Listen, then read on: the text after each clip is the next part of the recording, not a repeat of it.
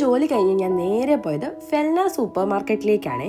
ഞങ്ങളുടെ വീടിന് തൊട്ടടുത്തുള്ള ഈ സൂപ്പർ മാർക്കറ്റിൽ ഫുഡ് ഐറ്റംസ് ആണ് മെയിൻ. ഇവിടെ എത്തിയ എന്റെ കണ്ണ് ആദ്യം പോകുന്നത് ആ സാധനം ഇന്നും ഇല്ല കേട്ടോ. ഇവിടെ ഒരു കട്ട്ലറ്റ് ഉണ്ട്. ആ കട്ട്ലറ്റ് ആണ് എനിക്ക് ഏറ്റവും പ്രിയപ്പെട്ടത്. അതില്ലാത്തത് കൊണ്ട് തന്നെ തൊട്ടടുത്തിരിക്കുന്ന കരാഗെ ചിക്കന് 10% ഓഫറും കൂടെ കണ്ടതോടെ ഞാൻ അതങ്ങ് എടുത്തു. എന്നിട്ടും തൃപ്തി വരാതെ ഇങ്ങനെ നടന്നപ്പോഴാണ് മിൽക്കിന്റെ ഒക്കെ സെക്ഷനിൽ ഇതാ ഈ ആപ്പിൾ ജ്യൂസ് കണ്ടത്. ഇതെന്റെ വേറെ ഒരു ഫേവറേറ്റ് ഐറ്റം ആണ്. അപ്പൊ അതും പിന്നെ പഴവും ഒക്കെ എടുത്ത് ഞാൻ നേരെ വീട്ടിലേക്ക് എത്തി. ജപ്പാൻകാർക്കൊക്കെ വളരെ പ്രിയപ്പെട്ട ഒരു ഐറ്റം ആണ് കരാഗെ ചിക്കൻ. ഇവരുടെ ബെന്തോ ബോക്സിലൊക്കെ ഈ കരാഗെ ചിക്കൻ കാണാറുണ്ട്.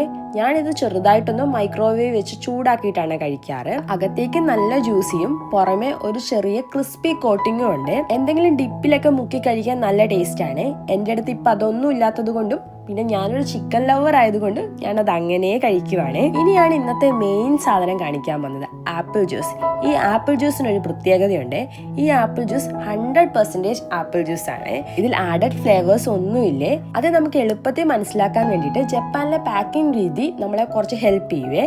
ഈ പാക്കറ്റ് കണ്ടില്ലേ, ഒറിജിനൽ ആപ്പിളിന്റെ പിക്ചർ ആണല്ലോ ഉള്ളത്. അങ്ങനെ പിക്ചർ കൊടുക്കാൻ അതിൽ ഒറിജിനൽ ആപ്പിൾ ജ്യൂസ് ആണെങ്കിൽ മാത്രമേ സാധിക്കുള്ളൂ. ജപ്പാനിലെ നിയമം അനുസരിച്ച് ആഡഡ് ഫ്ലേവേഴ്സ് ഒന്നുമില്ലാത്ത 100% പ്യുവർ ആയ ആപ്പിൾ ജ്യൂസിൽ മാത്രമേ അതിന്റെ പാക്കറ്റിൽ ഇതുപോലെ ഒറിജിനൽ ആപ്പിളിന്റെ പടം കൊടുക്കാൻ സാധിക്കൂ.